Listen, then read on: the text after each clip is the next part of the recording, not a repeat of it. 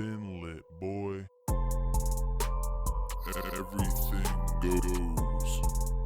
We now return you to regular programming.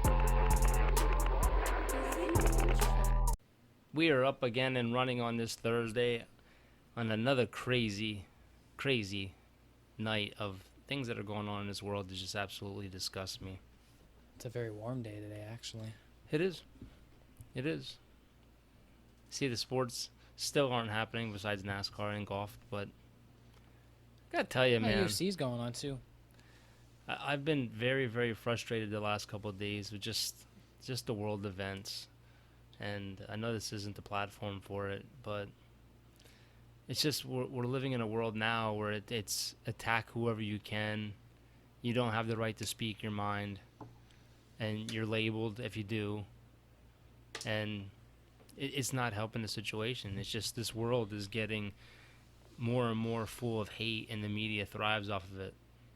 I was actually having some really good talks today with two of my friends, two older guys than me. And honestly, I just absorbed it. I was listening to both sides, and it was just, it's nice to be able to have good talks with people and know that you're not going to lose friends over it, that there's not going to be backlash. Because when you have those peaceful talks, it's very just helpful and also just a good time to really see both sides and just gain knowledge through all of it. And that's the key. The key to fixing everything is good talks, good communication. Arguing, fighting, name bashing, that doesn't help. No. It's never, ever going to fix the problems in this world. And in order for any of this to even come close to having change, people have to grow up and change and educate themselves and learn to put themselves in a position where you can communicate without it turning into rage and hate and name bashing. And you know what? First of all, we got to stop using the color of people's skin to address people. Stop calling people white people. Stop calling people black people. Just stop using that. Things have to change in the homes. Stop teaching hate. It's very frustrating where this world has gone, and it's sad. It really is. And the thing that really is really painful is there's nothing really to take your mind off of it. No. It's everywhere, and it overwhelms you because you have the police departments that are falling apart now, people quitting, and it's sad. I actually heard a very wonderful thing. It was actually like a little bit of a mix of a sermon somebody showed me where it was a white pastor and a black pastor, and he asked the black pastor, as for leaders like me, what is the right thing for us to do here?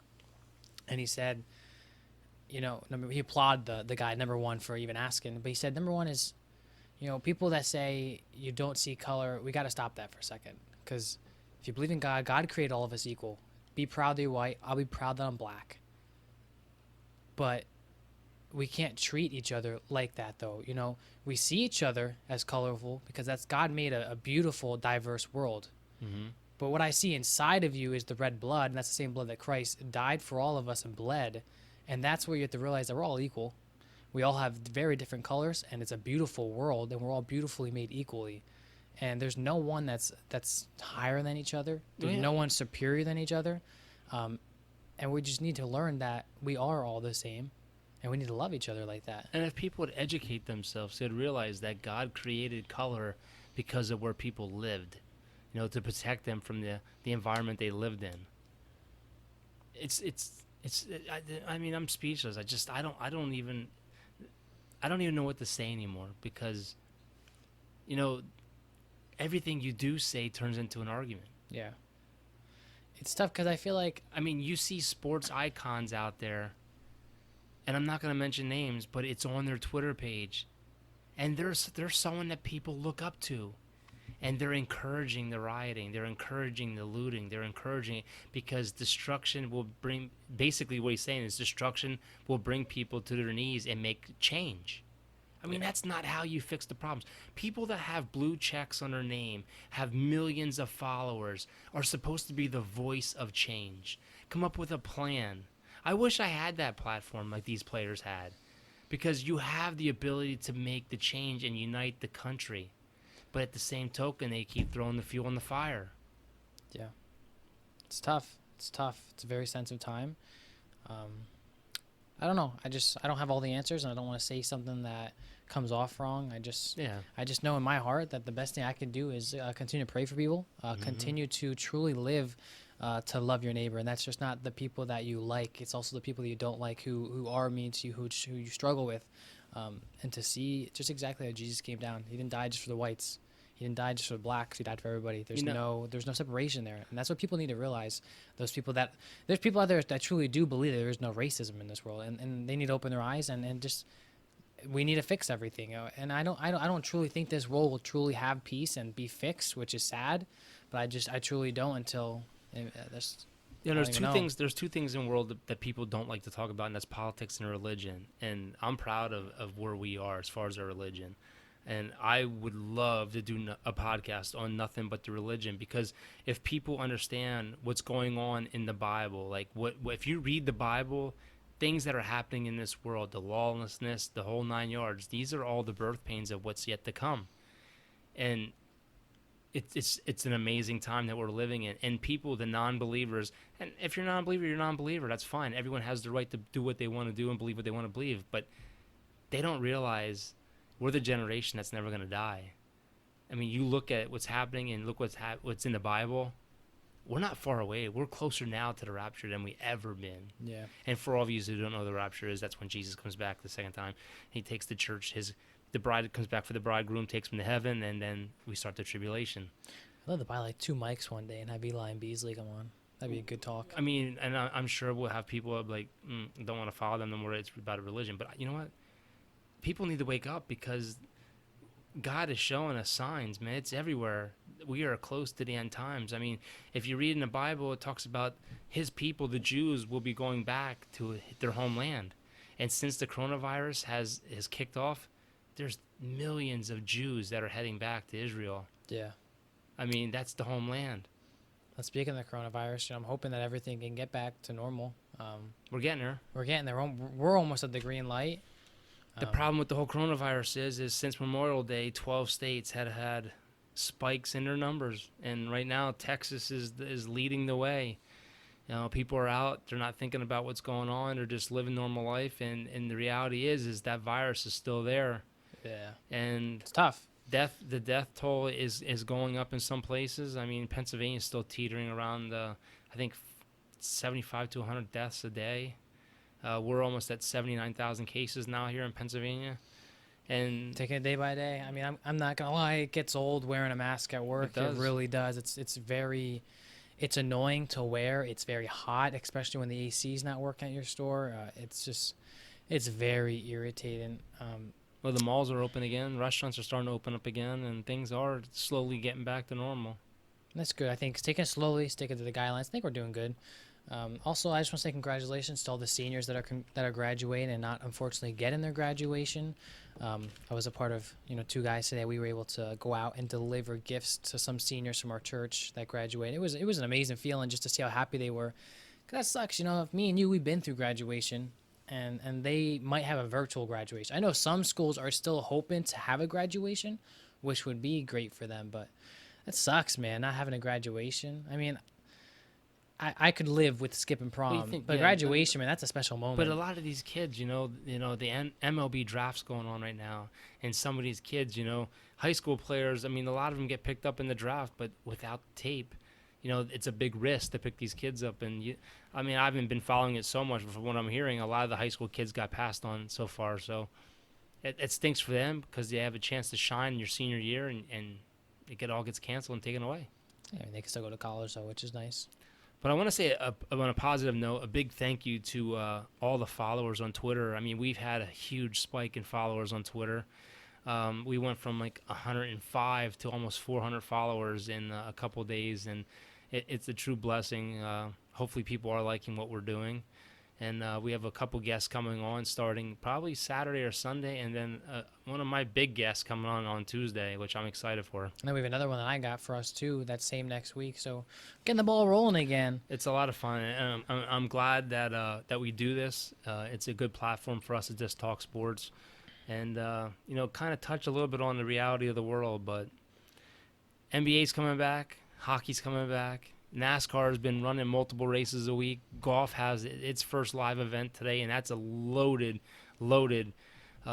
a group of players down there playing, except for Tiger. He's not there, but it's so good to see things coming back.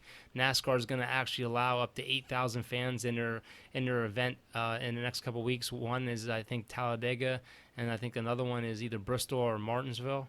So slowly getting back to where we need to be. We'll start with NASCAR just on a quick note, because NASCAR is going to be banning the Confederate flag. There's some fans that bring the Confederate flag for some reason. Some of the NASCAR events, and I know that they have been It's a Southern thing. They have been trying to strict down on that and put signs up saying that, we recommend not bringing the Confederate flag, but they are officially banning it, which I think is a good idea with everything that's happening right now. It is. No, look, and this is one of those subjects where it's going to kind of be like he sounds a little racist, but I'm not. NASCAR is a Southern route event. I mean, this goes way back to bootleggers running whiskey and running booze on the beaches, and then down in Daytona they started racing. This is all about the South, and to some people, the Confederate flag stands for racism. For some, it stands for the South and what the South stood for. I think it's stupid. It's another thing where people have no education on it. I mean, the definition behind the Confederate flag was white supremacy, basically. I've never seen. I just saw that definition today. I've never seen. Because I was looking up notes for it. I don't think the Confederate flag should still be a thing. I mean, that was during slavery times. I think there were even people that were welcome the idea. You hand us your Confederate flag, we'll give you the American flag. I see. The American flag wasn't even then. The North had their flag. The South had their flag. I'm talking about now. But I'm saying, depending on where you looked, I mean, sure, the KKK, they use that flag for their symbol. But that doesn't mean everyone that goes to a NASCAR event is racist. I'm not saying they are. I know, but for that to mean white supremacy, that definition is totally wrong. I mean, just in my personal opinion, I don't really get it. I get it's a South thing, but, we moved on from that. The North won. We got the American flag now. I don't know. You think about it. Each state has their own flag. Pennsylvania has its own flag. I'm getting a flag that's half American flag, half cross. Someone driving down the street could say, "Look at this piece of crap, holy rolling son of a," and then rip my flag down.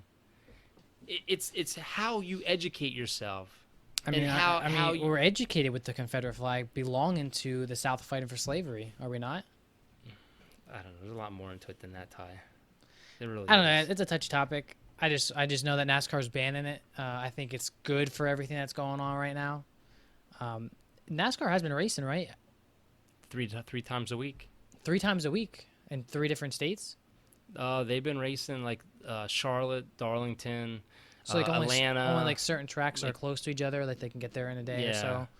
I think they're going to be expanding it more later on down the line, but I don't know. I'm just so angry right now. I really am with everything in this world. It's aggravating. It's aggravating because before we came on, I mean, you just go on Facebook and I hate to go back to this, but you see people that are smashing tombstones of Marine people, the people in the Marine Corps that died. Just defacing monuments. Burning people's establishments down. Yeah. It's just. I thought coronavirus put us on a new low as far as where this world has been, but where we're going, it's so tough. Lately, I've been, like I said, I've been having really good talks with, African American people lately, and I don't say anything. What I've been doing is I've been absorbing a lot. I've been hearing also a lot of good things. When this world first started, the church was there, and the church wasn't good. They would spit the Bible in your face, but they were, raping people. There was a lot of things that the church was being hypocritical about. They were, praising you need to read this Bible, but they were doing completely bad things. So, there's a lot of people thinking that the church, this is the perfect time not to stay silent. You really need to go to the crowd, show the love to these people. And that's what I'm trying to do. I'm trying to stay positive. I'm trying to just allow myself to love others, truly as Jesus did. But like I said, it is tough. I'm trying to stay away from social media, not because I don't want to see what's going on, knowledgeable, just the hate that you are seeing in comments and statuses, people fighting. You see friendships being broken. It's very tough. I mean, I've heard stories of people being like, going on someone else's Facebook page and saying, you're this color, but you have a lot of white people on your page. Since you're doing that, I can't be friends with you no more. It's terrible. And That's vice problems. That's versa, not going to solve the problem in this world. It's That's just the thing. What have we become as a society that we've gotten this low? I mean, you think about it. This goes all the way back to when the white man came over to the United States. Well, it wasn't even the United States then. Think who was here first? Native The Americans. Indians. What did we do to them? We killed most of them. We basically destroyed everything that they had, It's terrible. and no one even talks about that.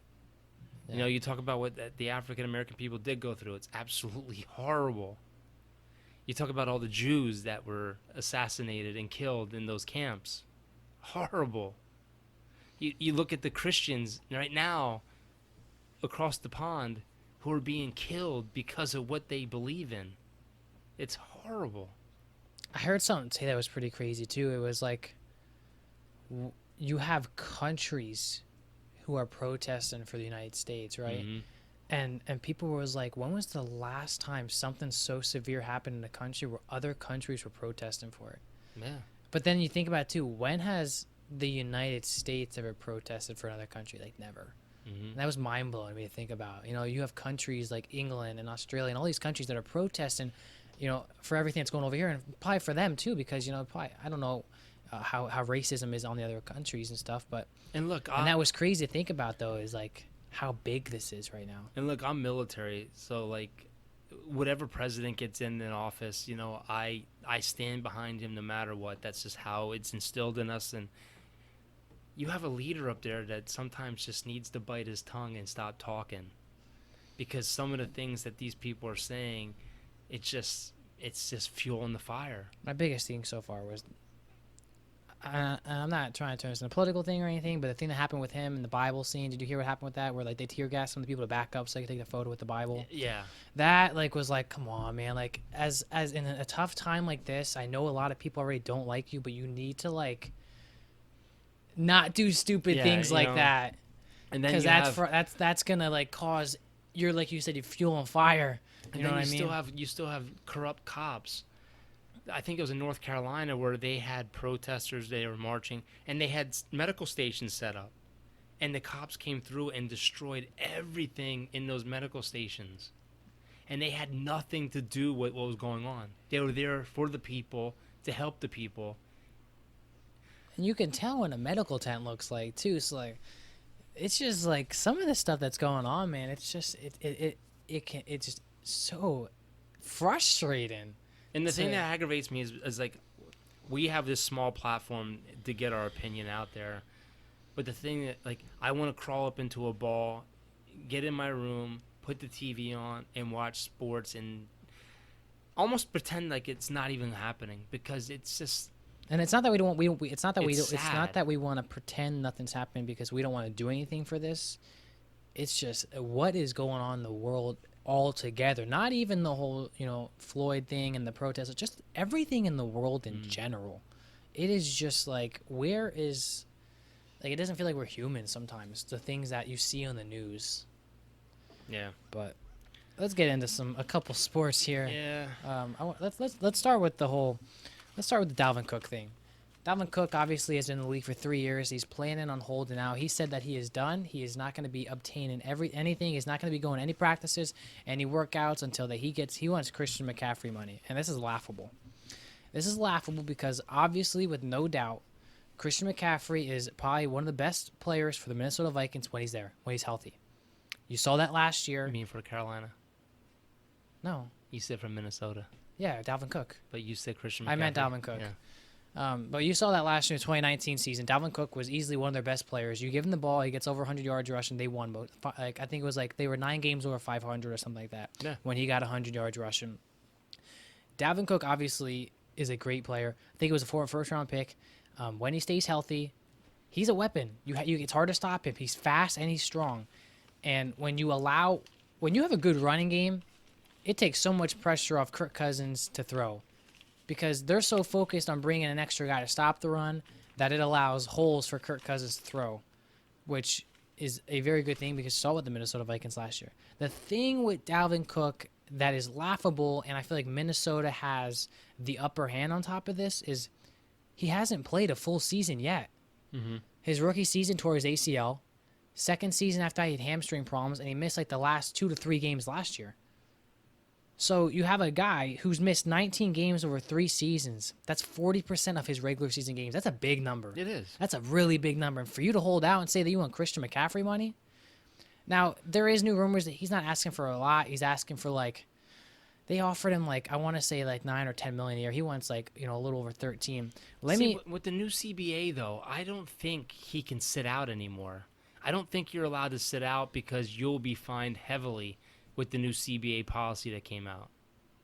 And this is why I have a list here of running backs who are going to be a free agent after this year. And this is why I think Dalvin Cook should just take a small contract, because these are the running backs I'm going to read you that are free agents next year. Dalvin Cook, obviously. Aaron Jones, good. Derrick Henry, good. Fournette, Joe Mixon, Alvin Kamara, Kenyon Drake, Todd Gurley, James Conner, Damian Williams, Kareem Hunt, Tariq Cohen, Marlon Mack, Chris Carson, Jamal Williams, and Matt Breida. I wouldn't be surprised if you see Melvin Gordon's name pop up there, because I think he only signed a 2-year deal with Denver, so he could probably opt out after this first year. My thing is, I would say 40 to 60% of these players could get paid really well. Yeah. And that could be bad for Dalvin Cook because they get paid before him. He's not going to get that money like them.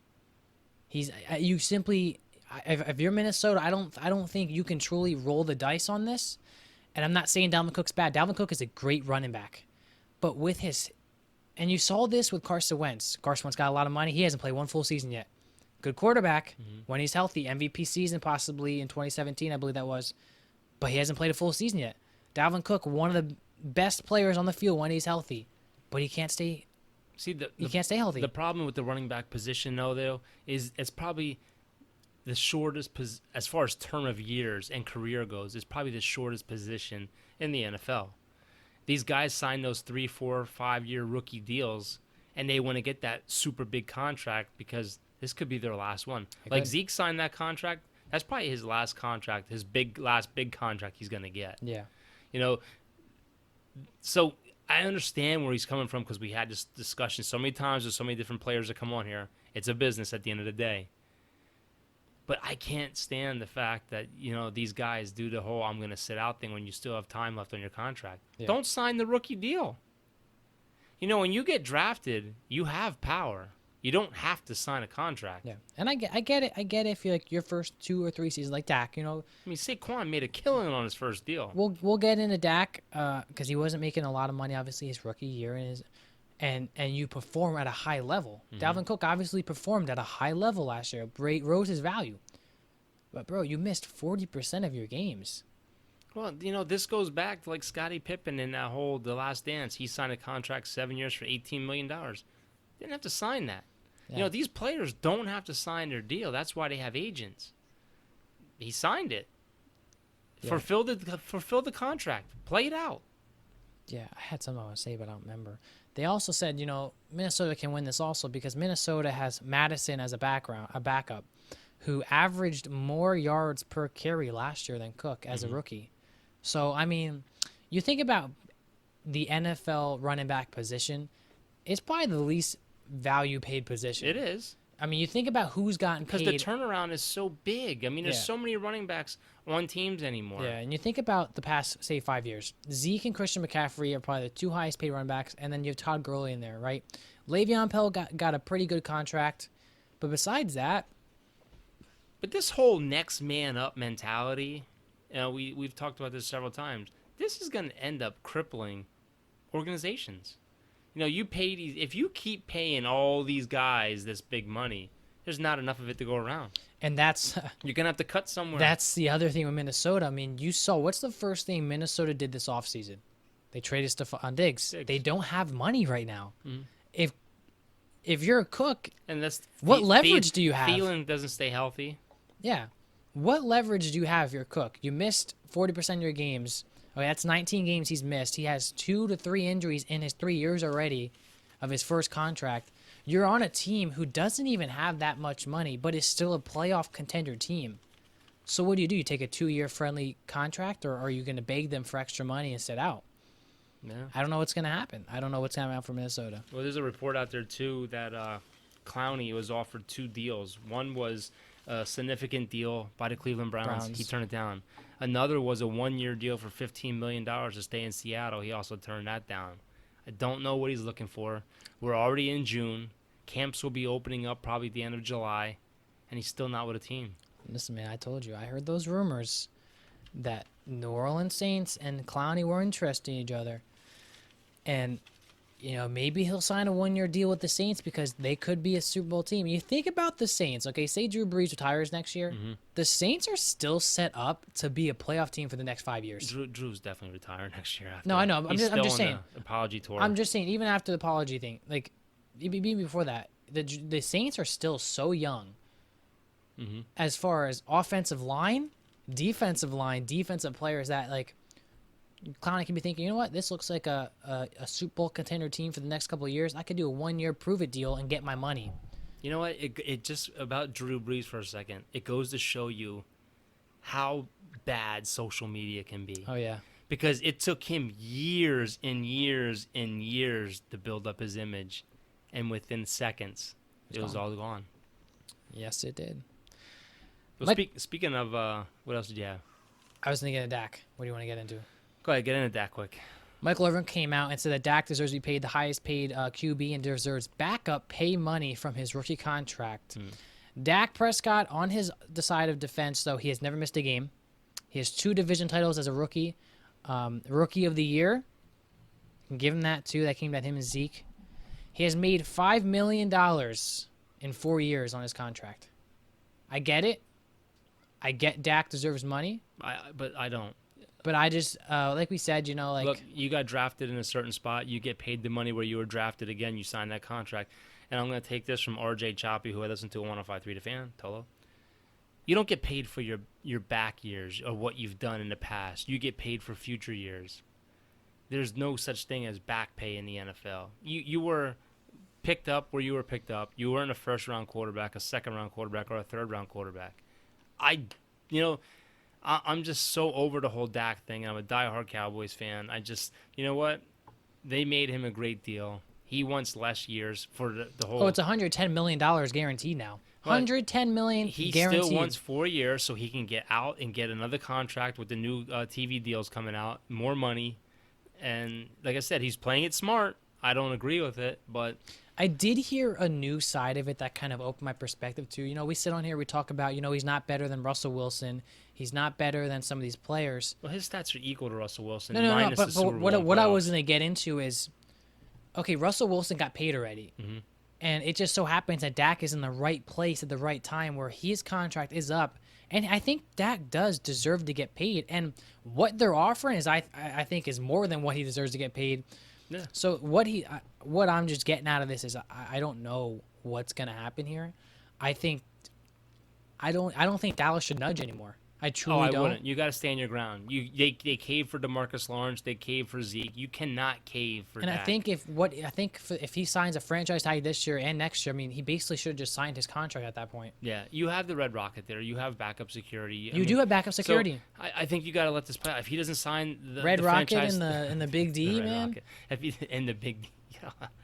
It sounds like a bad movie. That just sounds like a good offensive weapon for me. If he doesn't sign this and he doesn't sign his franchise tenure, bye. Yeah. Because let's face it, $31 million this year, $37 to $39 next year, and then it goes to $53 if you tag him a third year. It's a great deal, man. It's a great deal. So you're talking over $120 million for 3 years. And for someone who was a 4th-round pick, comes in, Tony Romo obviously went down. He starts, takes him to the playoffs, rookie of the year. Somebody made a good point though. Wait, and then you only get, $5 million over 4 years. I get it. You want money. You played hard, but they're offering you great money. You want to hear something crazy right now? Tom Brady only got $23 million last year. Yeah. Tom Brady's average pay over 20 years. Guess what it was? I'll say about $19 million. $11.8 million. This is Tom Brady, who has won 9. He doesn't need it, though. He has won 6 Super Bowls out of 9. Took team-friendly contracts almost every year to stay there and win. And look what had happened. He's probably easily the best quarterback we've ever watched with 6 Super Bowl rings. But if you look at all the endorsement money he's made, oh yeah, he's loaded. I mean, we could say Dak's making good endorsement money too. He is. But for a quarterback who average pay was $11.8 million in 20 years, game's changing, man. People want money now. It is changing. You're absolutely right, but it just comes to a point where the owners have to step back and say, you know what, we can't keep letting it get out of control like this. Especially, no one knows what the salary cap's going to do next year. Is it going to go down because of the lack of fans, or no fans in some stadiums? A lot of people are projecting it to go down up to $30 million. So if you lose $30 million in cap space, that's the contract for Dak. That's the contract for Carson Wentz. That's the contract for Russell Wilson. There's going to be a lot of quarterbacks, a lot of big-name players that aren't going to get signed next year. Yeah. I just, there comes a point where enough's enough. You know in your heart what your worth is.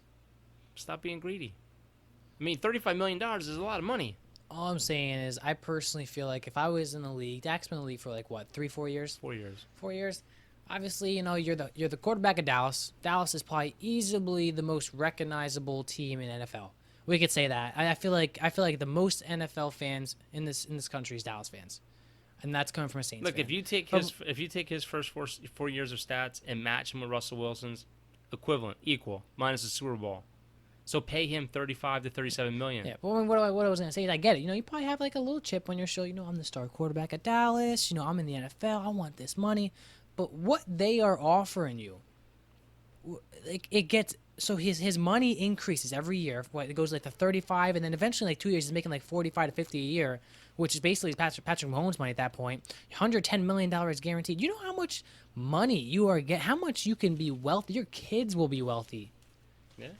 Unless you, spend it all, but which is almost, I feel like that's almost impossible. My thing is let him become a free agent. Who is going to sign a quarterback for $40 million? Who's going to have the money and cap space available to sign Dak Prescott? What team would even take that big of a leap Let right him. now? We let Amari Cooper. Go ahead. Go hit the market. See what someone's going to offer you. Came back to Dallas. Who's going to sign Dak Prescott to $40+ million? Nobody. I couldn't see any of these teams sign them. Nobody. Who needs QB needs that hasn't addressed it either in the draft or free agency? Patriots obviously might need a quarterback, but do they have that much money? No. Yeah. Well, the NFL came out with and this is all about Dak right here. The best NFL supporting cast, okay, for the 2020 season coming up. Here are your top 10. Number 10, the Denver Broncos have the best supporting cast. What does that mean, supporting cast? What's around the quarterback as far as receivers, Like running backs, offensive tight ends, the line. whole line. Gotcha. Yeah. Denver's number 10. Number 9, the Atlanta Falcons. I like that. Number 8, Minnesota Vikings. Okay. Number 7, shocker, and I projected them to win their division, the Arizona Cardinals. I'm shocked. That's good. That's a big leap, though, being top 10. Number 6, the Chargers. Interesting that they are higher than the Vikings. Number 5, and this is why it's so important, the Dallas Cowboys. Dak Prescott has so many weapons around him. Stop being greedy. Sign a damn contract. The Chargers are that high. They have a lot of Who do they weapons. have at wide receiver besides Keenan Allen? I don't know. I don't follow the Chargers. But And they got Eckler. Dallas was number 8 last year. They moved up to number 5. Number 4, obviously, because they got a new quarterback, Tampa Bay. Last year, they were 17th. They have a lot of weapons in Tampa Bay. They do. Number 3, your New Orleans Saints. Okay. Number 2, Does it tell you who they were last year? no. Oh, you didn't write that note down? No. The number 2 is the Cleveland Browns. They have a lot of weapons, upgraded the offensive line. They're going to be a sleeper team. No one's talking about them. See that, man. You got 2 great tight ends. You got some good receivers. You picked up offensive And line they help. built that line up. 2 good Lot of running backs. weapons. Yes. And the number 1 team, and they were number 12 last year, the Kansas City Chiefs. Yeah. Yeah, I got a good running back in the draft. Now, your offensive line's been pretty steady. Kelsey is a tight end. Easily number 2 tight end. I think Kittle's number 1. Tyreek Hill. Watkins. Mm-hmm. You also drafted a guy last year who's fast. That's going. The NFL is actually talking about cutting the preseason from 4 games to 2 for the upcoming I season saw this year. All teams are scheduled to report at the same time to camp, and it's scheduled for July 24th. That sucks though for kids competing for the job. Because I think the first 2 preseason games, what sucks is the first 2 preseason games is really where most of the backups play. As you get into 3 and 4, you start to see the starters come out for longer drives. Mm-hmm. So that's going to suck for like a lot of these guys competing for a roster spot. Now, when camps open, the NFL has come out with strict protocols for their season. They're going to have designated doors for entering facilities, have the temperatures checked, and ask questions about where they've been, if they've been around anyone with the COVID, the whole 9 yards. Masks have to be worn when they're not on the field. One-way hallways. 2 week supply of PPE, which is protective equipment and gear for like people. They're encouraged to hold virtual or outside meetings. No like social. They got social distance basically. Wipe down PC keyboards, telephones, elevator keys multiple times a day. 6 feet of space in the locker room. That's gonna be a problem for small locker rooms. No water bottle sharing, and a couple other things that are gonna be strict. Isn't it funny that it took a pandemic to open our eyes how to be clean? Mm-hmm. I feel like we should always be wiping down phones and elevators and PC pads. You know, I feel like it's like a pandemic to tell people to wash their hands. What's going to suck, man, is it gets hot wearing a mask at work. I can only imagine you came off that sideline, you're gasping for it. Oh, put your mask on. Yeah. My gosh, man, no way. Like, I couldn't do that.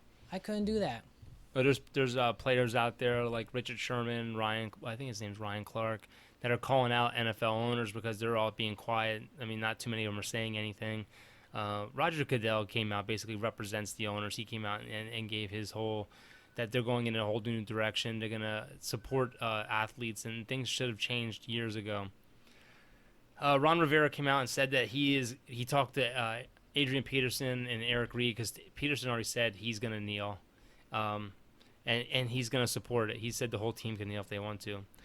Jerry Jones is being called out, and let's face it, Jerry Jones is an old man. He's set in his ways. He is not going to budge on this. He's not going to comment on this. He's not going to even put himself out there. That will go not too well, probably. Yeah, I just, you know, it's just another thing. You know, it's getting to the point where they should just cut the national anthem, and then there won't be any problems, or just let these people do what they got to do. White, black, brown, whatever. If you want to do something, as long as you're not interfering with the national anthem and disturbing it, like running up and down the field, screaming and hollering or whatever, it's their right to kneel if they want. Let them do it. Everyone's calling back for Colin Kaepernick to come back, and he's been working out. And you and I have talked about this before. Like, if he did come back, you know, what team would be looking for a quarterback? Because let's face it, it's going to come down to two things: does he want to be a starter? And how much money does he want a year? I think you take a team like Jacksonville Patriots, who don't know if their starter is the starter, and you put Colin Kaepernick behind them, there's a good chance he can start. He's better than half these players. He's got a killer arm. You saw in that workout he had. I don't know if it's going to happen, because you still see guys out there that don't have jobs yet. It's only like Cam Newton. But I mean, who's younger? You know, Colin Kaepernick's younger and healthier. Hasn't really dealt with a big injury. Colin's 32, but hasn't played in 4 years. I know. I mean, Cam Newton hasn't played in like 2. His stats, everyone forgets in 2016, his stats were absolutely horrible at him for the 49ers. I know.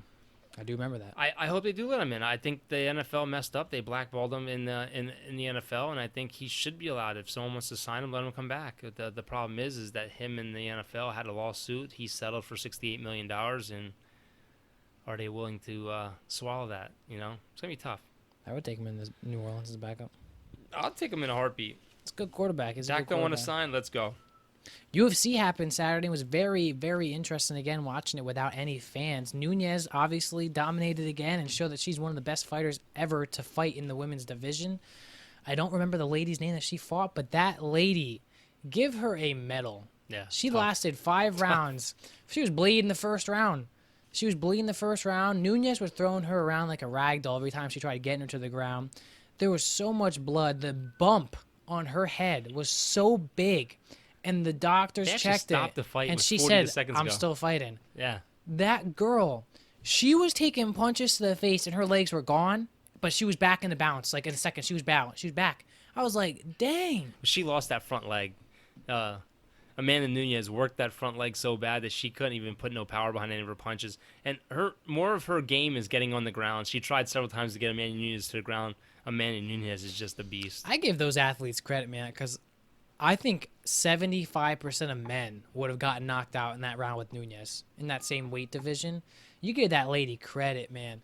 I mean, I mean, Nunez, she looked amazing with What's the patience next she for her had. though? I mean, she's beaten everyone. I in think she's two beaten weight classes. two weight classes now, and it's like she's dominated every single opponent. Yeah. No one's been close to beating her. I mean, she her could and probably her beat- and Cyborg like went toe to toe, and she was taking punches, but who lasted? She could probably Nunez. beat most men. Yeah. Oh my gosh, she knocked both of us out in one punch probably. If Yeah. we stood side to side and said, "Hit me first, but let your punch go from my face to his face," she'd probably knock us both out. And we had two buzzer beaters. Sean O'Malley just totally destroyed someone, and Cody Garbrandt, whatever his name is, just Absolutely right hook this guy in the face. knocked him out right at the like, bell. It was like a 0.1 second before the bell. It was like he got hit the mat, bell rang. And then they tried standing him back up in this chair, and he fell again. He was gone. Well, tensions are high with some of the UFC fighters. I know John Jones, he actually gave up his belt. He's frustrated because of contract talks, and they want him to move up to heavyweight to fight. And I don't know, the money's not right for him. There's been a lot of few fighters actually that have not been having good negotiations for fights and have been George talking about. Masvidal, he wants out. He's the guy that won the bad. Yeah, mother. he said he wants out. He wants out of his contract. Conor McGregor said he's retired. Now, Dana White did come out and say Conor McGregor had the chance to fight Tony Ferguson because he was going to fill in, but he said no, so they put Gaethje in there. If Conor McGregor would have fought Tony Ferguson and won that fight, he would have got his Habib fight. He would have got his rematch. But he said no. I don't know. I feel like there's a lot of good fighters out there that like you're just not giving them the fight. Like the guy you just said before, Conor McGregor, like give them the big fights. Mm-hmm. You're gonna make money off that. And then you see Nate Diaz. I don't know who he's battling with. I think he's just battling demons in his head because he's on Twitter going off on people. Habib and Gaethje are targeted to fight for UFC 253. Daniel Cormier is going to come back and fight Stipe Miocic. I always The hated trilogy. watching Cormier fight. He's a ground pounder, man. He's just a guy that he'll sit you on the ground and just hold you. That fight is set for August 15th, and that's going to be Daniel's last fight. And then I guess they have this whole island fight coming up. Yeah, they do. They have the island fight where there's actually going to be a ring on the sand, looks like, where you can train. Beautiful image of the island I saw. I don't think there's actually going to be fights outside. I think they're going to be like an indoor building or something. But that'd be pretty cool if they did fight on the sand. Like there'd be a mat or something, but like you could still see the beach and stuff. Mm-hmm. That'd be sick. That'd be a sick thing to do. Just fighting on the island like Goliaths. Gladiators is what I meant to say. But Quick NCAA football note, volunteer workouts are open. Teams like Ohio State, Kentucky, and others have started having students come onto campus for football. Michigan, well, we just talked last week, Alabama and Oklahoma have several players that are testing positive for coronavirus. Michigan State is having really, really strict guidelines. Players must have 2 negative tests before being allowed on campus. wow. Yeah. I did see, too, that the NBA was pushed back to July 31st, but now it's pushed earlier to July 30th. They're hoping to come out. They're going to open up camp. And I saw that. Players are going to the play-in tournament will start August 16th and the 17th. The first round of the playoffs will be the 18th of August. The second round will start after that. I think it's the 20th or something like that. The conference finals start September 15th, and the NBA Finals Game 1 is set for September 30th. And Several then- players did come out, by the way, today. Several dozen players came out today and said they're not even on board yet with playing an NBA season because they're not big fans of being in a bubble town down in Orlando, not being allowed to leave and being away from their family for up to 3 months. That'd be tough for me. Yeah. I'm a family guy. I did see the new release of the PS5 now that's coming out, or there's just a new PlayStation that's coming out. Looks filthy, and the graphics I saw for the new NBA 2K, it's you see Zion basically, dribbling at the 3-point line, then comes in for a dunk, and the graphics of him sweating, the way the rim bends, it's insane how realistic they make these games. If you can look back at the games that I remember watching you play on a PlayStation, where you could barely see the outline of the face, to playing now, You can still play that Atari with the stick figure basketball. it's just like, what was that game you used to play, that football game? You could pick that one player who you could always run really well with him. He plays in Family Guy. Oh, that was Technoball. Bo Jackson. Look at that compared to Madden. You know what I mean? Yeah. It's mind blowing how far technology has brought us. MLB has come out with another. They came out with another proposal. The players actually came back and said that. Was it no? It wasn't the players. The players declined the last one. The owners came back and said we'll do an increased payout because they're $300 million apart as far as revenue. Well, I know the MLPA came out with something. MLB said they're not recountering anymore. Yeah, MLB they're fighting over $300 million. Owners make about $10 billion a year. And they're fighting over it. So the owners came out and said, we'll increase the payout by $200 million, 70% of the prorated salaries, get rid of draft pick compensation, have a 76-game season, 16 teams make the playoffs. I wonder where they come up with these ideas, buying all the money. The players said no. So Rob Mansford, the commissioner, came out and said, we hope to get a season going. We hope to get a season started.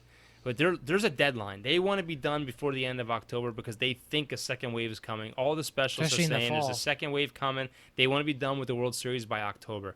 So Rob came out yesterday and said in the beginning of the draft, he's like, we're going to have a season because he has the power to say, you know what, we're playing, and it's going to be a 48-game season. You know what sucks is these players keep saying, no, it's too short of a season. No, that's too short of a season. It's a short season because you have yet to sign a deal here, and you are running out of time. Yeah. And what is funny is that I know that I think they're getting ready to make a new contract next year, something between the players and the Player Association. But right now, under the current one, MLB players cannot strike. It's either you come and play or think that they're gone. Well, it's almost like the owners are trying to get a salary cap, and the players like, they having that. This is getting worse than the Dak Prescott contract situation. Like, someone just come to an agreement already. Baseball is going to have a hard time convincing fans to come back after all this is said and done. I mean, if you look about where we're at now, most of these stadiums are outdoor stadiums. They could probably put in about 10 to 15,000 fans, do a lottery. You could easily spread out, no concessions, or have concessions where they have to deliver it to you. You order from your seat. You could easily have fans, right, where like you sit every other seat unless you're family members, then you can sit together. Yeah. But if it's a family, you have to be like 2 seats away from the next person. If of another family. My thing is, I would rather not have an MLB season than play a 40-game season at this point, because that would not feel like baseball to me. I know. You play 48 games in your playoffs. That's stupid to me. But what they all got to do though is they got to stop with this whole. We can screen fans by taking their temperature. You know what? If you're asymptomatic, for those people that don't know, that means you have symptoms and you don't have a fever. You could be carrying that and spread it to everybody. Just if you're going to do it, everyone wears a mask. You sit so many seats apart. You raffle off so many seats and use certain sections of the stadium, leave other sections open, and then that's how you get people to come back. And I know it sucks. These players want 80 games to 112 games. You've waited this long, to have this fight. I mean, it's not good. We're in almost mid-June. You have July and August and like September and then playoffs. You'll be lucky to get 80 games in unless you're playing double headers. Once football camp starts and basketball comes back and hockey comes, we didn't talk about hockey. Hockey's coming back. Once this stuff comes back, I'm going to be like, thumb in the air to baseball. I got all these other sports next year. Got the Sixers, got the Flyers, and got the Cowboys. Yeah. That's all I need. I at this point, if I was MLB, I'd be like, I'm not playing. I just feel bad for the players that are losing a year of eligibility. Yeah. That's another problem for another day. But the Yankees, the draft was yesterday, and the Yankees picked up another catcher. They picked up one last year. They picked up another one.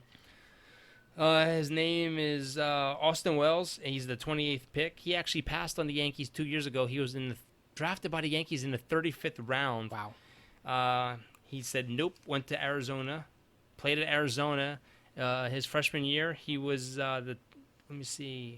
freshman year he batted .353, .462, and a .522 on-base percentage. 5 home runs, 15 doubles, 7 triples, 60 RBIs. Sophomore season ended because of the COVID. He was batting .375, .527 slug, .589 on base, 2 home runs, 14 RBIs in 15 games. Wow. We don't really have any. It sounds like we got ourselves a JT Realmuto. We really don't have any like prospect catchers behind Sanchez. Nice thing about this kid though is he plays first base and he also plays outfield. He does, yeah. So we can call him up earlier too if we need to. Yeah. He's getting a $2 million signing bonus for signing with the Yankees, and that could be our catcher. They say he's already a top 10 talent in the Yankees farm system, so he's going to fly through the farm system. Especially if he bats a consistent 300 or more. The only thing that sucks about the MLB draft is he can't play probably this year. They just got rid of a lot of players, cut a lot of players in. I mean, one of them, I saw one of them is actually an Uber driver. I saw that on Bleacher Report. And now you have a whole new draft class coming in and taking their positions. Yeah, but there's no minors this year either. No, I no. saw the I think it was the Oakland or the Dodgers. One of them wanted to pay their minor leaguers, and then someone turned that against him and said, you can't do that with this new contract or something like that. There was supposed to be a kid from Easton that was pretty good that I don't know if he got drafted or not yet, but I saw him on the news. Just can't follow the NBA, the MLB draft because I'm not a big. I don't watch college baseball. Don't watch a lot of it. It is cool like to watch the pre-draft and you see like the highlights, everything. But you got your hockey news, and then we'll kick this one off for the night. Hockey news is the season is getting ready to kick off. Let's see. I'm excited for hockey. 24 teams. They're gonna do the best of 5 series, and all 4 playoff rounds. Best of 7 series will be also used. I feel like what's nice is It's that not gonna be a bracket thing. They're gonna reseed. I feel like what's nice is that there was like no sports for a while. It's not like, okay, well the Sixers in the playoffs now, the Flyers in the playoffs now. Let's go. Yeah, the thing that aggravates me is I got that hockey jersey and I was like so excited to wear it, and I got it after the COVID. It showed up here after the COVID was just kicking in, and they canceled the minor league hockeys down here in Allentown, and Oh yeah, because we went to a couple of games, man. It was nice to go. yeah, and I was gonna wear my Konecki jersey and got my Peppers jersey, got my Aikman jersey. I need my Rumwood jersey. I know. Got our locker going on, But you know, this probably wasn't the best podcast ever because like my mind is all over the place right now, and that was pretty good. it's a world of hurt, man. Gave some updates. I know. My mind right now is just, you know, as an adult, you worry about things. You really do more than, you know, nothing against you or Noah, but you're a little bit younger, so you don't have to really worry about too much of the world events until it smacks you in the face. Then you have to. But as an adult, you on in the world, and it hurts your heart. It really does. It hurts your heart because we have grandkids, and where the world's at now and where it's going. God, I just hope I'm not here to see it. I really do. I know.